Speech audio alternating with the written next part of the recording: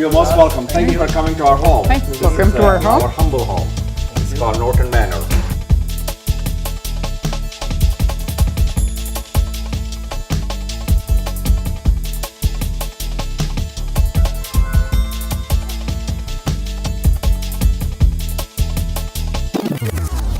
Thank you, Mr. Frank Islam, for giving us time here. So tell us about your journey from Shah F. Islam of Aligarh and Azamgarh to Frank Islam of Potomac, Maryland.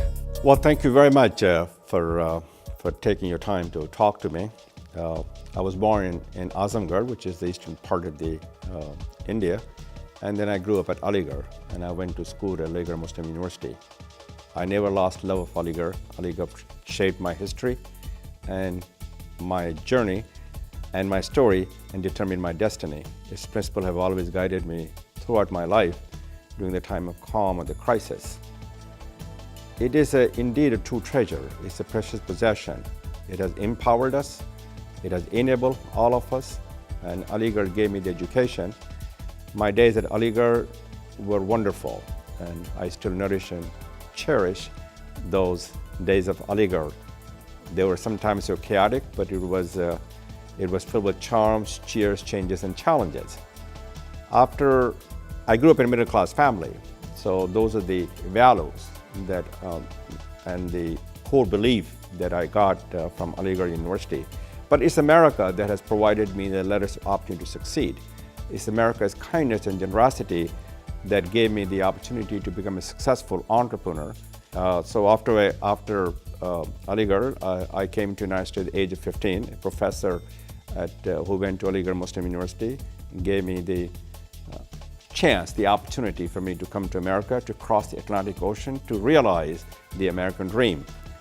And I got the educations at Aligarh Muslim at the University of Colorado. I got my bachelor's and master's degree, and I always wanted to be a business owner.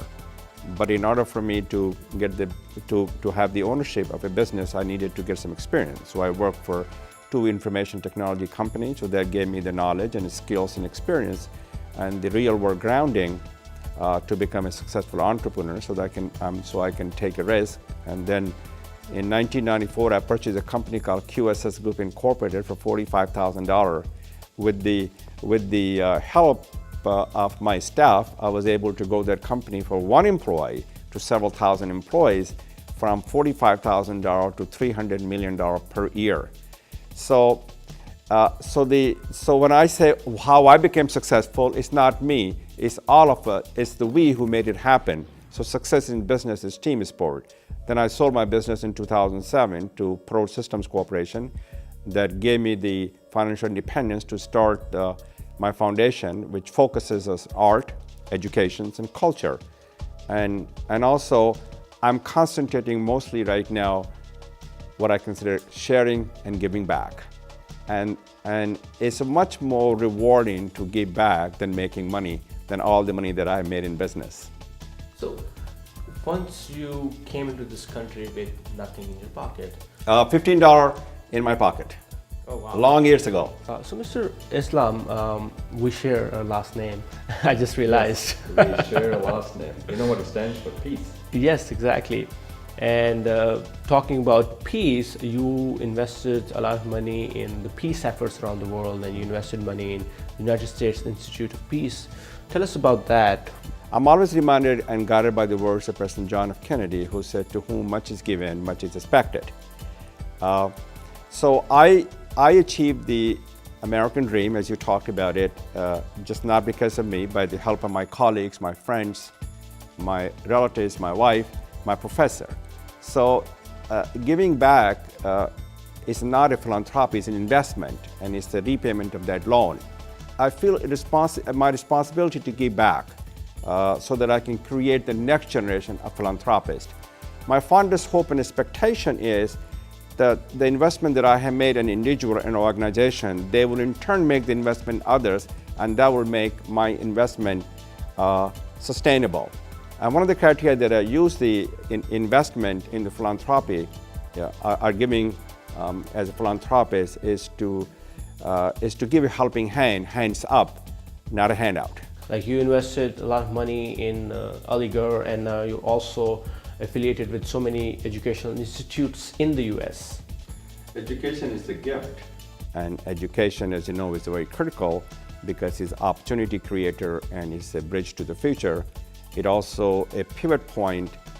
Education I consider as a pivot point because of the fact that it's a gift that keeps on giving. It empowers the mind, it uplifts the soul. Education is the best investment that you can make to create the next generations in innovators, leaders, and entrepreneurs. And it's the education that brought me to this country. So your question with regard to my other part of the foundation that focuses on art and culture, I'm always reminded by the words of President Kennedy and also in art, which said the art nourishes the roots of our culture. Art plays a pivotal role in inspiring, in connecting the communities. Also, art transcends all boundaries and also is a unifying and healing power. One of the things about education that I wanted to make sure that I wanted to convey that to the people, it's much more important to empower education, giving the economic mobility to the people who are underprivileged, who are socially economic disadvantaged, who are less fortunate. And if we empower them with education, they will do the wonders. And if they succeed, we succeed, the world succeed, and they can change the landscape of the world. And we embody the American dream. And also my wife and I are uniquely blessed. And that's the reason we invest in philanthropy. That's the reason we gave money to the Aligarh Muslim University. I talked about the Aligarh shaped India, India shaped Aligarh. Aligarh is a beacon of hope and aspirations and dream. So I'm very delighted that we made investment at Aligarh Muslim University to build this school, because this will help the students to be part of the 21st century workforce, so they can get employment, they can have economic mobility, so they can help the others, especially the people who are underprivileged, and also they focus on innovation and entrepreneurship, and those are very important part of that. My fondest hope and expectation is that the investment that I have made in Aligarh Muslim University to the students is that they will in turn make the investment. And not only that, the Aligarh students has always been our best hope. They are the dreamers, but the doers. They're strong, they're vibrant, they're resilient, their best days are ahead of us, not behind us. It's my way of saying thank you and keeping the hope alive. So you went to Aligarh, and Aligarh is known for Urdu. So how good is your Urdu? Let's hear that. आपकी उर्दू कैसी है? हमारी उर्दू अच्छी नहीं है, लेकिन मिजाज लखनवी ने कहा है कि ये रात हंस के कहती है किसी में खाने में चल, फिर किसी लाल शहनाज रुख के काशाने में चल, ये अगर मुमकिन नहीं तो ए दोस्त किसी वीराने में चल. So those are things that still reminds me about Aligarh. Aligarh has always been a center for literatures and art and culture, and they have not only shaped India, they shaped the world. So my Urdu is not that great. But I did recite the Mijaz Lakhnawi, who was my favorite poet and continues to be. And you're also investing in or giving help to efforts in regards to arts and culture. And what's the vision behind that? You're promoting art and culture, especially South Asian art and culture in the US. Well, I think it needs to be promoted because of the fact that there are not that many people in this country who nourish and nurture and have a good knowledge and experience in terms of the understanding of the Bollywood. And I'm mostly more interested in not the glitz of the Bollywood, but also the film festival that focuses on the people of the people's story, and the art, as you know, advances the social causes, and it is, as I said before, it is a unifying and healing power. Talk about my investment is not only in India in education, as you probably would know that I'm a board of members for many educational institutions in the United States, Marymount University, American University, University of Maryland, as well as Johns Hopkins University. So we provide the financial contribution to these universities for the students who have financial hardship. And education, it's a great thing to invest in the United States in education institution, but the need is greater in India. And I want to use education as a tool to propel not only individuals, but to propel those who are socially, economically disadvantaged, and so that can, and especially those underprivileged, and especially the Indian Muslims, and give them our hand, our hope, and our help to the 200 million Muslims in India who are forgotten, who are less fortunate, and who are voiceless. And if we give them letters opportunity to succeed in economic mobility, empower them with education, they will do the wonders. And not only that, they can change the landscape of the world. Coming from India as an immigrant and settling down in America as a Muslim as well, did you face any hurdles, any problems in your journey? Okay, well, I have not faced any discrimination. Let me turn around and ask you a question. How many people with my background and belief have achieved this status and success in America? So I would say none. So America gave me the opportunities, and I would say that they have not felt the discriminations and at all in this country. Well, but there are people in America that and their attitude and behavior towards Muslims, for that matter, towards the minorities, is a patchwork quilt. It's a work in progress, and so to answer your questions, I always believed in it that if you work hard, you can achieve your American dream, regardless of your caste, creed, religion, race, background, or belief. And I still continue to believe that, and because of this very inclusive and open society. When the society is inclusive, it can do wonders. It can give you the opportunities.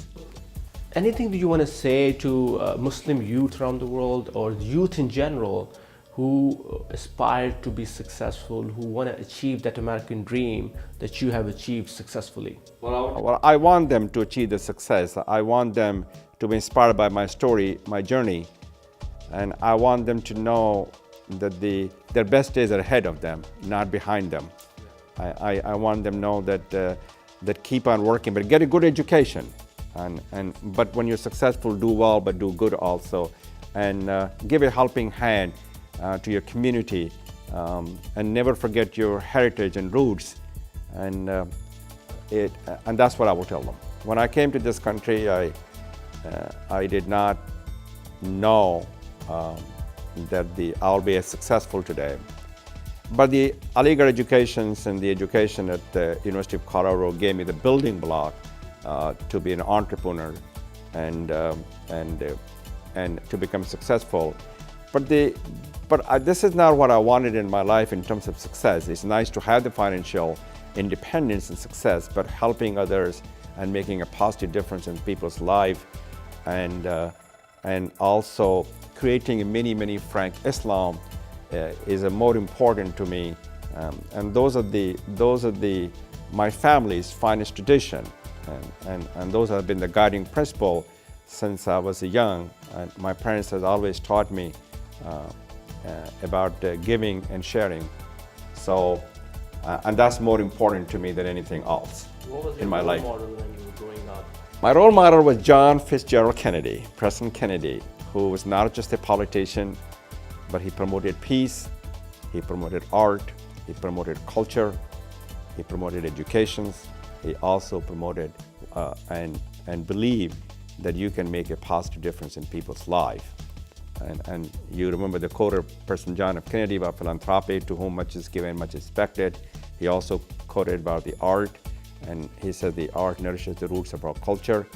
So, and those are still a very important part of my life, President. And he also inspired all of us to give back, but also inspired all of us to be engaged. He inspired all of us to serve our country, our community. So he was my role model, and it continues to be my role model. But I would also say there are two other people who have been beacons in my life, and those have been Mahatma Gandhi, who was the father of the India, as well as Martin Luther King. Both believe very strongly and firmly in the nonviolence and the peace.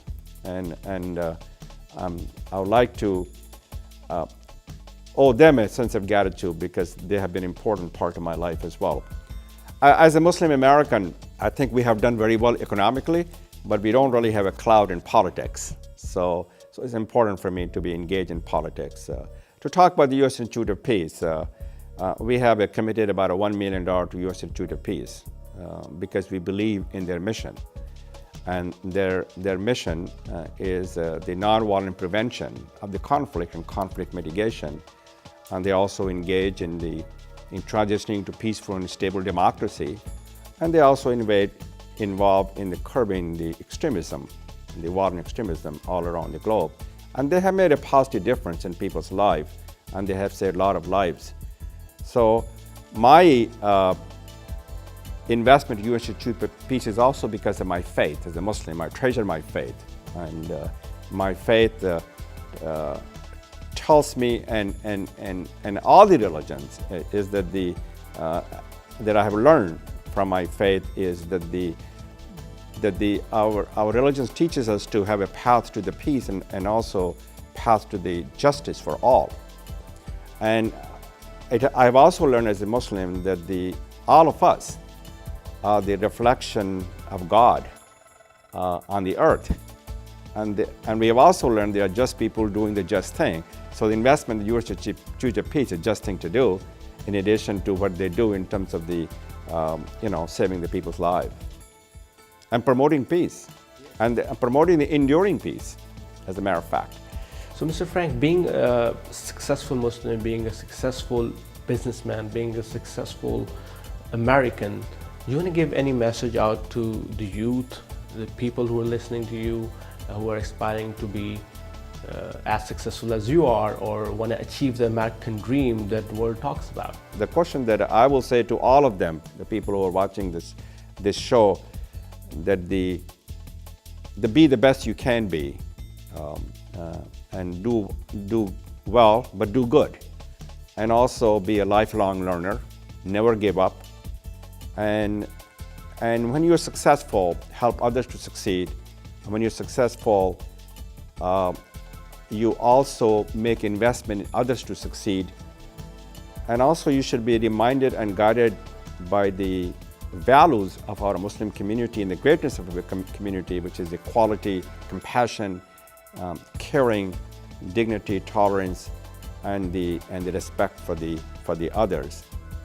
I will also say to them, to the Muslim youth, that they never be frightened of your future. You can build your future, and future is built on planning.